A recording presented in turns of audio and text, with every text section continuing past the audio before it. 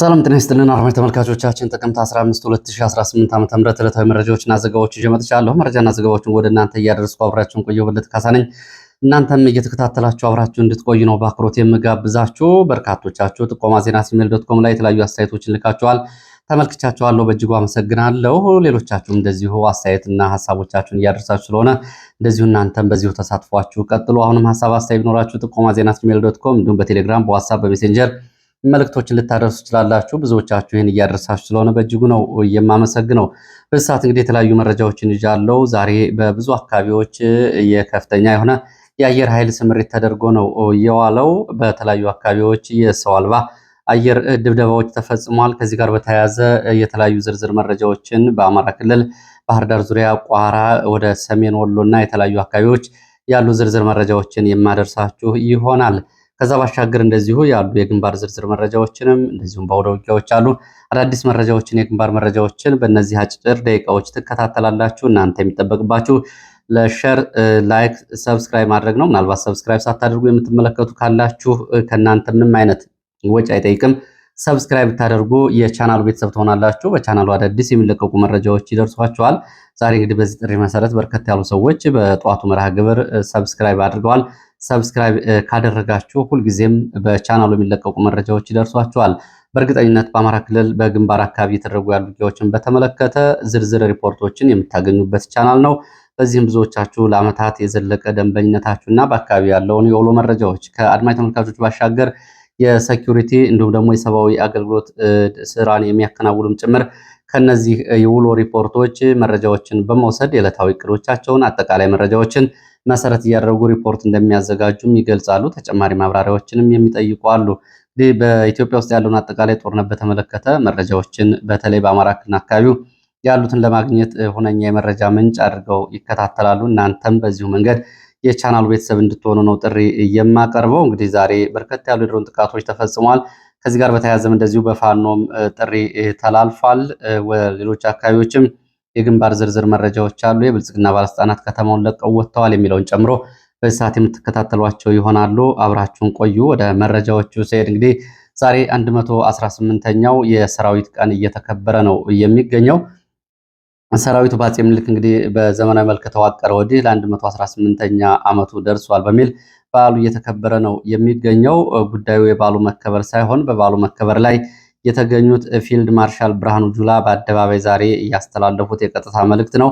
ይሄ መልእክት እንግዲህ በጠዋቱ የመረጃ ጊዜያችን የብልጽግና በአመዛኙ የዲፕሎማሲ ፍላጎቶቹን ከሚገልጽባቸው ሰዎች መካከል አንዱ የቀድሞ የውጭ ጉዳይ ሚኒስትር ቃል አቀባይ የነበሩት አምባሳደር ዲና ሙፍቲ ናቸው። አሁን ደግሞ በፓርላማ የውጭ ጉዳይ ቋሚ ኮሚቴ አባል ናቸው።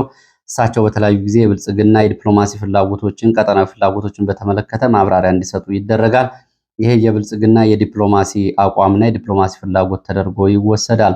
ትናንትና በነበረ ቃለ ምልልስ ወደ ጦርነት አንገባም፣ በአሰብን ጉዳይ በተመለከተ በ1982ቱ የዓለም አቀፍ ስምምነት መሰረትና እንዲሁም ደግሞ በዓለም አቀፍ ፍርድ ቤት ከዛ በፊት ደግሞ በወዳጅ ሀገራት አሸማጋይነትና አደራዳሪነት አሰብን ለማግኘት እንሞክራለን የሚል ዲፕሎማሲያዊ የተለሳለሰ ንግግር አድርገው ነበረ።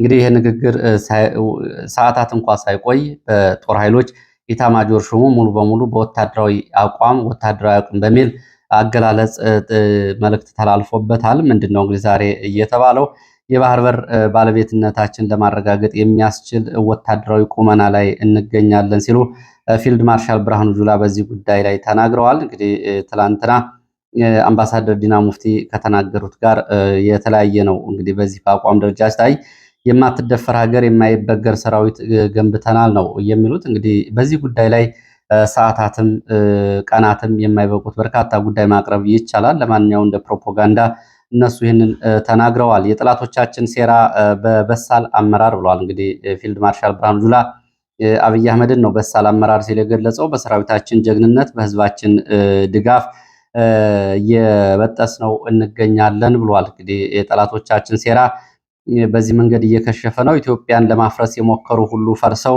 የሀገር አንድነትና ሁለንተናዊ አቅም ጨምሯል ብሏል። አሁን በዚህ ሰዓት የሀገሪቱ አንድነትና የኢትዮጵያ ሁለንተናዊ አቅም ጨምሯል ሲሉ ተናግረዋል። እውነታው እሱ ነው ወይ? እንግዲህ እየተከታተላችሁ እየታዘባችሁ ያለውን ነገር እያነጻጸራችሁ ተከታተሉ። ኢትዮጵያን በተመለከተ ላለፉት 30 ዓመታት ተኝተናል፣ አሁን ግን ላንተኛ እንደ ሀገር ነቅተናል ነው ያሉት ፊልድ ማርሻል ብርሃኑ ጁላ። ፊልድ ማርሻል ብርሃኑ ጁላ በነገራችን ላይ የሶስት ዘመን ሰው ናቸው። በቀድሞው ሰራዊት በመንግስቱ ኃይለማርያም ዘመን በነበረው የኢትዮጵያ ሰራዊት ውስጥ አባል ነበሩ። በኋላ በህወሓት መራሹ በሚመራው የኢህአዴግ ሰራዊት ውስጥም በወቅቱ የሰራዊቱ መሪና አባል ነበሩ። አሁንም በብልጽግና ዘመን ደግሞ የሰራዊቱ የመጨረሻ ቁንጮ መሪ ናቸው። እነዛ ሁለት መንግስታት በነበሩበት ጊዜ ተኝተናል ነው እያሉ የሚገኙት።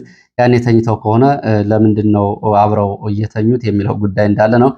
ደግሞ ከቀድሞው ሰራዊት በመንግስቱ ኃይለማርያም ጊዜ ከነበረው ሰራዊት ወደ ኢህአዴግ ሰራዊት የተዛወሩበት መንገድ ደግሞ ያው ብዙዎቹ የየዕለቱ መነጋገሪያ ነው። የባህር በር ጉዳይ እንግዲህ በተመለከተ አሁን ነቅተናል እያሉ ነው የሚገኙት። ሰራዊታችን የባህር በር ጥያቄያችን ለማስመለስ በአስተማማኝ ቁመና ላይ ይገኛል ብለዋል። ፊልድ ማርሻል ብርሃኑ ጁላ እንግዲህ ማይክ ሲያቀብሏቸው ይህንን ይናገሩ እንጂ ሰራዊቱ ከራሱ ህዝብ ጋር ያለማቋረጥ በተደረገ ውጊያ አሁን በከፍተኛ መሰላቸት ውስጥ ነው የሚገኘው። ወደታች አሉ በዛሬው መረጃ የተያዙ ሀሳዊ መረጃዎችም እሱን ነው የሚያመላክቱት። እንግዲህ ከ2013 ጀምሮ ላለፉት 5 ዓመታት ያለ እረፍት ወታደራዊ ማሰልጠኛ ጣቢያዎች ያሰለጥናሉ። እናቶች ልጆቻቸው ይወሰዳሉ። በተለያዩ የጦር ግንባሮች ወጣቶቹ ይገባሉ፣ ይረግፋሉ። በሁለቱም በኩል እንግዲህ በሁሉም ግንባር ኢትዮጵያውያን ናቸው በዚህ መንገድ እያለቁ ያሉት። እንግዲህ በመጀመሪያዎቹ የውጊያ ዘመናት ከህወሓት ጋር በነበረው በተንቤን በረሃዎች፣ በደደቢት ሸለቆዎች፣ በተከዜ ሸለቆዎች ያለው እልቂት እንግዲህ የሰራዊቱ እልቂት ያው ሁሉም የሚያውቀው ነው። ከዛ በፊት በካምፕ ውስጥ በሰሜን ዕዝ ተብሎ ከተጠቃው ባሻገር አሁን በዚህ ሰዓት በአፍላ ጦርነት ደግሞ በአማራ ክልል በተለያዩ አካባቢዎች በላስታ ተራሮች፣ በአምባሰል ተራሮች፣ በይፋት ቆላዎች፣ በጀማ ሸለቆዎች፣ በጉና ተራሮች፣ በአርማጭሆ በረሃዎች፣ በዳሞት ተራሮች፣ በጮቄ ተራሮችን ጨምሮ ከባድ የሆነ ዕለታዊ ዋጋ እየከፈለ ነው የሚገኘው ሰራዊቱ። አየር ኃይል እንግዲህ አየር ኃይል ኮማንዶ፣ ሪፐብሊካን ኮማንዶ፣ የባህር ኃይል ኮማንዶ እና ልዩ ልዩ የኮማንዶ ኃይል በዚህ ሰዓት እንግዲህ ከእግረኛ ሰራዊት ጋር በአማራ ክልል በሸዋ ቆላማና ተራራማ ስፍራዎች ከራሱ ህዝብ ጋር እየተዋጋ ነው የሚገኘው። ፊልድ ማርሻል ብርሃኑ ጁላ ያንን ቢናገሩም አብዛኛው እዝም እንግዲህ የምስራቅ እዝ ትልቁ እዝ የሚባለው አሁን በሰው ኃይልም የምስራቅ እዝ ትልቁ እዝ በደብረታቦር ቀጠናና በጎጃም የተለያዩ አካባቢዎች ስምሪት ወስዶ ነው የሚገኘው ሙሉ በሙሉ። ከዚህ ባሻገር የሰሜን ምዕራብ እዝ እና ሰሜን እዝ ደግሞ በሰሜን ጎንደር ወልቃይት፣ ምዕራብ ጎንደርና ማዕከላዊ ጎንደርን ጨምሮ ስምሪት ወስዶ በአማራ ክልል ይገኛል። እንግዲህ ይህንን በተመለከተ የምዕራብ እዝና የሰሜን ምስራቅ እዝ እንዲሁም ደግሞ አዲስ የተመሰረተው 11ኛው እዝ ደቡብ እዝን የተወሰነውን ጨምሮ ከራያ እስከ አማራ ሳይንት ባሉ የአፋር፣ የደቡብ ወሎ፣ የሰሜን ወሎ እና የምዕራብ ወሎ ቀጠናዎች ነው አሁን ተሰማርቶ የሚገኘው። እንግዲህ ሰራዊቱ በሀገር ውስጥ ውጊያ በአንድ ክልል በዚህ ልክ ተከማችቶ ባለበት ሁኔታ ስለ ተጨማሪ ጦርነት የሚያወሩትና ስለ ተጨማሪ ተክለ ቁመና የሚያወሩት ያው ሰዎቹ እንግዲህ ከፖለቲካና ከማይክ ጋር ያላቸውን ማይክ ሲይዙ የሚናገሩትን የፖለቲካ ነገር የሚያሳይ ነው። እንግዲህ አንድም ሁለትም እያለ በክፍለ ጦር ደረጃ ጭምር ሳይቀር ሰራዊቱ ጉዳት እያስተናገደ ነው የሚገኘው። በዚህም እንግዲህ አሁን በሱዳን የተወረረውን መሬት በአዲሷ ደቡብ ሱዳን ሳይቀር የኢትዮጵያ ሉዓላዊ መሬቶች ተወረው ነው የሚገኙት። እስካሁን ግን እነዚህ መሬቶች ለማስመለስ የኮማንዶ ኃይሉም የባህር ኃይሉም የምድር ኃይሉም የምድር ጦር ማለት ነው የአየር ኃይሉም ስምሪት አልወሰደም። በአንጻሩ ከራሱ ህዝብ ጋር ነው መጀመሪያ በትግራይ አሁን ደግሞ በአማራ የተወሰነ ደግሞ በኦሮሚያ የተለያዩ አካባቢዎች ውጊያ እያደረገ የሚገኘው። እንግዲህ አየር ኃይሉ በቀን እስከ 3 እስከ 4 ጊዜ የቦምብና የሚሳይል ድብደባ እያደረገ የሚገኘው አሁን በአማራ ክልል ነው። ይህም እንግዲህ ፊልድ ማርሻል ብርሃኑ ጁላ ስለምንድን ነው የሚያወሩት? ከነ ሽመልስ አብዲሳ ልዩ ኃይል ተበድረው ጭምር ስምሪት በሰጡበት ሰራዊት ይህንን የሚናገሩት ምንድን ነው ብሎ መጠየቅ ያስፈልጋል። የመከላከያ አባላት መለዮውን ልብሳቸውን እያወለቁ መለዮ ልብሱን እንግዲህ ለሀገር ውስጥ የፖለቲካና የእርስ በርስ ጦርነት ዳርጎናል፣ ከወገናችን ጋር እያዋጋን ነው እያሉ በሚገኙበት በዚህ ሰዓት ነው እንግዲህ የሚዲያና የፖለቲካ ፕሮፓጋንዳ የሚሰሩት የጦር ወንጀል እንዲፈጽምና በጦር ወንጀል እንዲዘፈቅ እየተደረገ ያለው ሰራዊት ብልጽግና ይህንን እንድናደርግ እያደረገን ነው በሚል ምሬት ውስጥ ነው የሚገኘው። በዚህ ምክንያት ደጀን ከሚለው ህዝብ ጋር በየቀኑ ያው እንግዲህ የምንሰማቸው የተለያዩ ጉዳዮች ናቸው ያሉት። ከዚህ አንጻር እነዚህ ሰዎች እንግዲህ የሚናገሩትና መሬት ላይ ያለው ነባራዊ ሁኔታ ወዴትና ወዴት ነው የሚለውን ብዙ ሰው ሊጠይቅ ይገባል። ይህንን በጤናማ አእምሮ ነው ሁሉም ሰው ሊጠይቅ የሚገባው። ማንም ሰው ሀገሩን ይወዳል። ማንም ሰው ሀገሩ እንድትከበር ይወዳል። ነባራዊ ሁኔታው ግን እሱን ነው ወይ የሚያሳየው? ትላንትም በአንድ መንግስት፣ ዛሬም በሌላ መንግስት የተለያየ አቋም እና የስልጣን ፍላጎቶችን የያዙ ቡድኖችን ለማገልገል ሰራዊቱ ከዚህ በላይ ስንት ዋጋ ይክፈል? ይህ ለነ ፊልድ ማርሻል ብርሃኑ ጁላ የሚቀርብ ጥያቄ ነው። የድሮን ጥቃትን በተመለከተ ዛሬ በተለያዩ አካባቢዎች የድሮን ጥቃቶች ተፈጽመዋል። ከድሮን ጥቃቶች ጋር በተያያዘ በፋኖ ዛሬ መልእክት ተላልፏል። ይህም እንግዲህ ከድሮን ጥቃት ጋር በተያያዘ የራስን ለመከላከል አስገዳጅ ፕሮቶኮልና ቅድመ ጥንቃቄ ነው።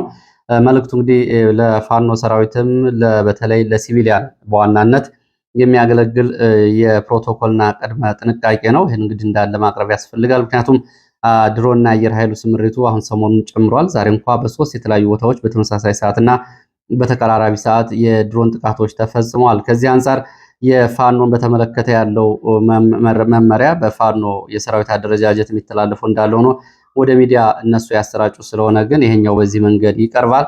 በእግረኛ ኃይሉ ምንም አይነት ግዳጅ መወጣት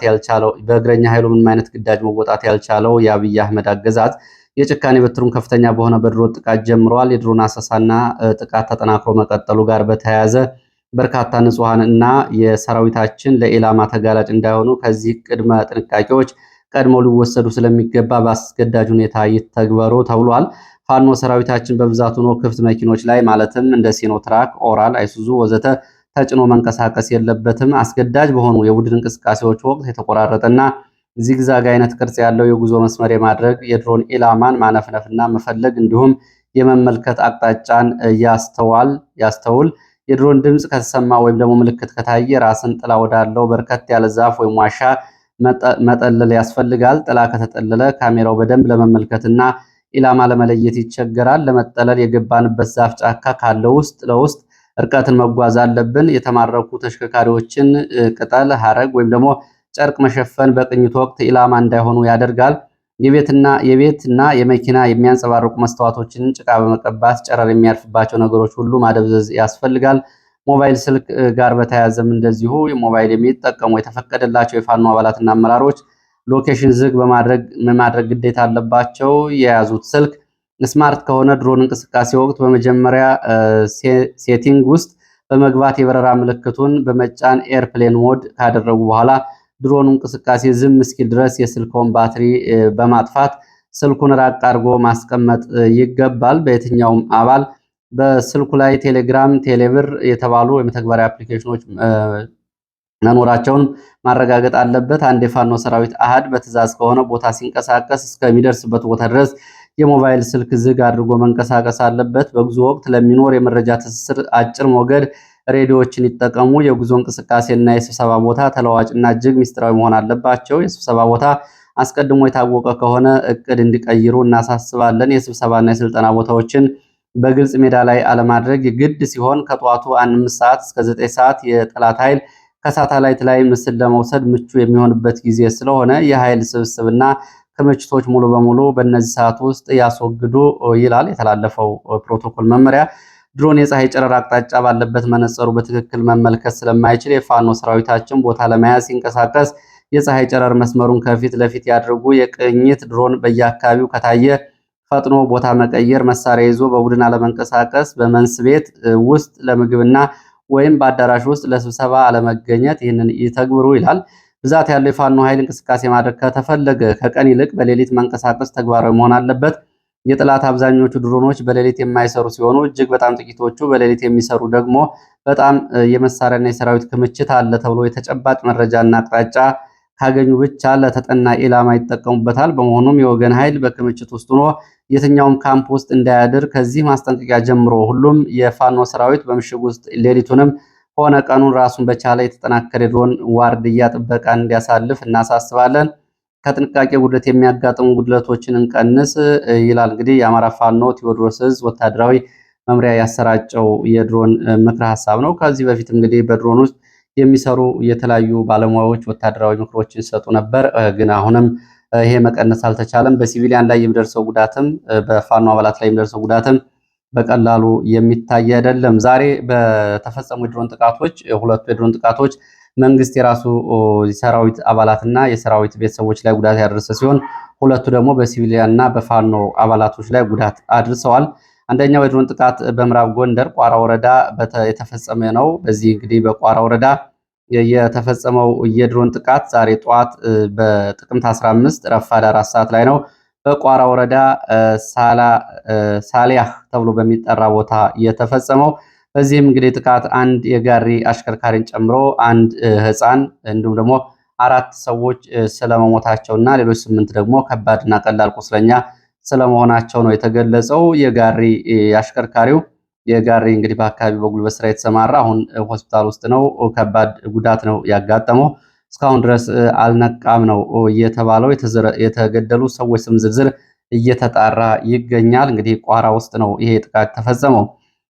እንግዲህ ከ2 ቀናት በፊት በደቡብ ጎንደር ላይ ጋይንት እንደዚሁ ዛጎች ከተማ በተፈጸመ የድሮን ጥቃት 3 እናቶች ቀላልና ከባድ ቁስለኛ መሆናቸው ይታወቃል። አሁንም ሕክምና እየተከታተሉ ነው የሚገኙት። እንግዲህ ዛሬም በተመሳሳይ በሁለት ቦታዎች ከነዚህ ባሻገር ደግሞ የድሮን ጥቃቶች ተፈጽመዋል። አንደኛው ድሮን እየተፈጸመው ባህር ዳር ዙሪያ ነው። ባህር ዳር ትናንትና ውጊያ በተደረገበት ዳህና ማርያም ሮቢት ቀበሌ መገንጠያ ላይ በተፈጸመ የድሮን ጥቃት ትናንትና በነበረው ከፍተኛ ውጊያ ሰብአዊ ቁሳዊ ጉዳት ኪሳራው ባሻገር በፋኖ ተማርከው የነበሩ የአድማ ብተና አባላት እና 3 የፋኖ አባላት በተሽከርካሪ ሲሄዱ ነው በሲኖትራክ ላይ የድሮን ጥቃት የተፈጸመው። የድሮን ጥቃት የተፈጸመው ዛሬ 5 ሰዓት ከ50 ደቂቃ ነው። እንግዲህ ከባህር ዳር አየር ማረፊያ በቅርብ ርቀት ላይ ነው በዚህ ጥቃት እንግዲህ ከ14 በላይ ሰዎች በድሮን ጥቃት ተጎድተዋል። ተሽከርካሪውም እንደዚሁ ከጥቅም ውጭ ሆኗል። ይህ እንግዲህ በድሮን የተፈጸመ ጥቃት ነው። ከዚህ ውስጥ እንግዲህ አብዛኞቹ የተገደሉት ከ3ቱ የፋኖ አባላት ውጭ 11 የሚሆኑት የአድማ ብተና አባላት በፋኖ ተማርከው የነበሩ ናቸው። አንዱ የጥንቃቄ ማሳሰቢያ በዚህ እንግዲህ ተግባራዊ ባለመደረጉ ተሽከርካሪ ላይ የተፈጸመ ጥቃት ነው። ሌላው የተፈጸመው የድሮን ጥቃት ራያ ቆቦ ነው። በሰሜን ወሎ የራያ ቆቦ ከተማ እንግዲህ ያለማቋረጥ ድሮኖች እያንዣበቡ ነው የሚገኙት። ዛሬም እንግዲህ ጥቃቶች ተፈጽመዋል።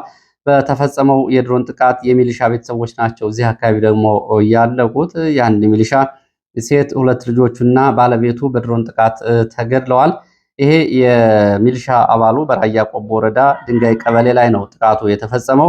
ድንጋይ ቀበሌ ጥቃት ሲፈጸም የሚሊሻ አባሉ ደግሞ በራያ ቆቦ በቆቦ ከተማ ግዳጅ ላይ ሆኖ የመንግስትን እያገለገለ ነው የሚገኘው። ሆኖም እንግዲህ መንግስት በፈጸመው የድሮን ጥቃት የዚህ ሚሊሻ ቤተሰቦች በራያ ቆቦ ሰሜን ወሎ ራያ ቆቦ ወረዳ ድንጋይ ቀበሌ መገደላቸውን ነው መረጃዎች የሚጠቁሙት።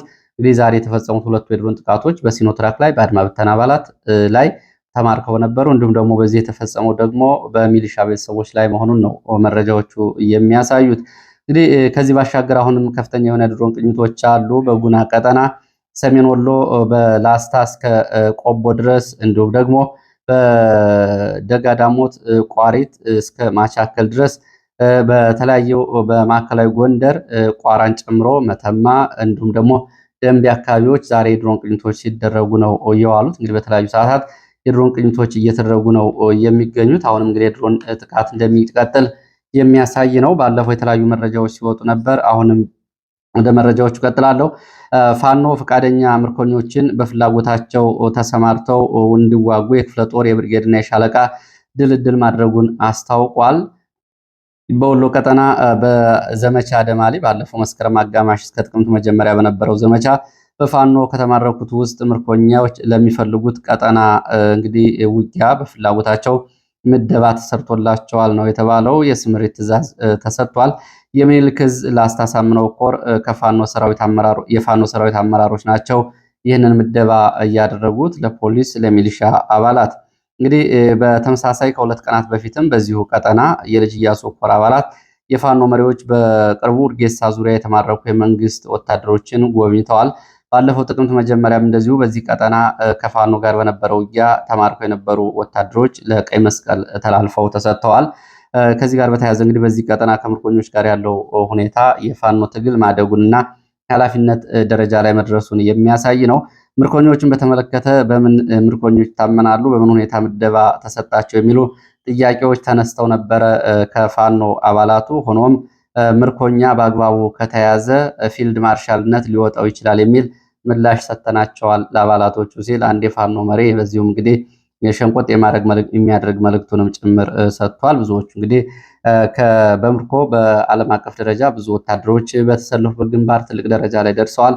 ለዚህ ደግሞ አሁን በኢትዮጵያ መከላከያ መስሪያ ቤት ውስጥ ከፍተኛ ወታደራዊ አዛዥ የሆኑት ከዛ ዝውውር እየመጡ ናቸው። ከዚህ ታሪክ ጋር የሚገናኝ ወደ አዊ ዞን ቻግኒ ስንሄድ ቻግኒ የመከላከያ አዛዥና የብልጽግና ባለስልጣናት ህዝብ ሰብስበው ነበር። በቻግኒ ከተማ ጀኔራሉና የብልጽግና ባለስልጣኑ የፋኖን ትግል ኮንነዋል። በጣም ነው የኮነኑት። በአዳራሽ ውስጥ በተለይ በአካባቢው የማንነትና የሃይማኖት ድጋፍ ለማግኘት ብልጽግና እንዲያገኝ የተለያዩ ፕሮፓጋንዳዎችን በአዳራሽ ውስጥ ሰርተዋል። በመጨረሻም ሁሉም የግል መሳሪያ ያለው በሙሉ ለክተት ጥሪ እንዲገባ በስብሰባ መልእክታቸውን አስተላልፈዋል።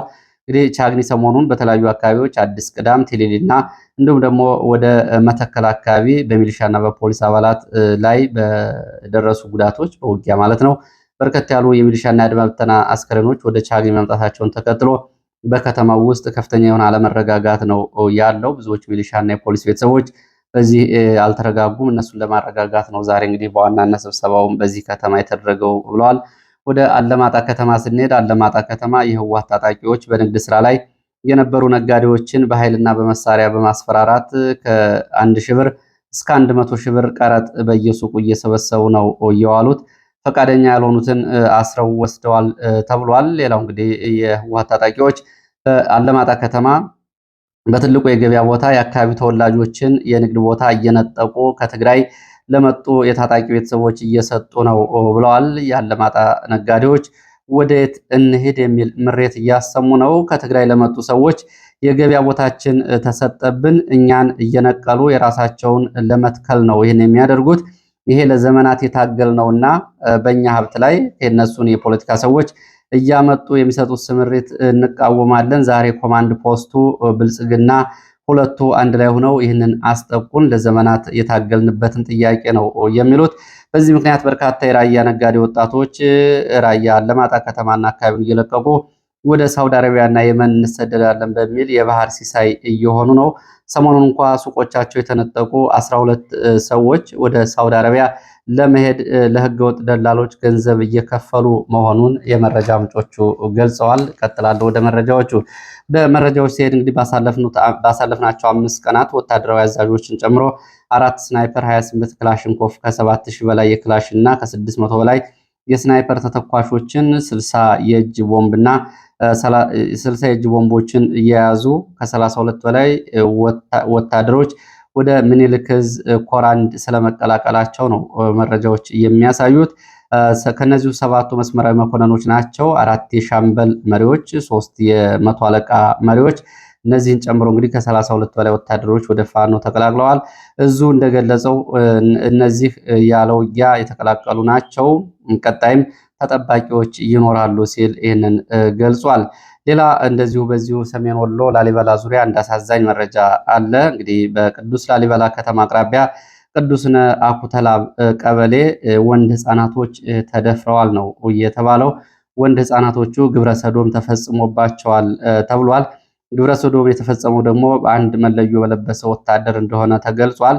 ለጊዜው ወታደሩ በቁጥጥር ስር ውሎ እንግዲህ የመከላከያ አዛዦቹ ይህ ህዝቡ ይህን ከሰማ በዚህ ከተማ ውስጥ እንደዚህ ያለ ነገር ቁጣ ይፈጠራል በሚል አንድ ወታደር በቁጥጥር ስር ውሏል።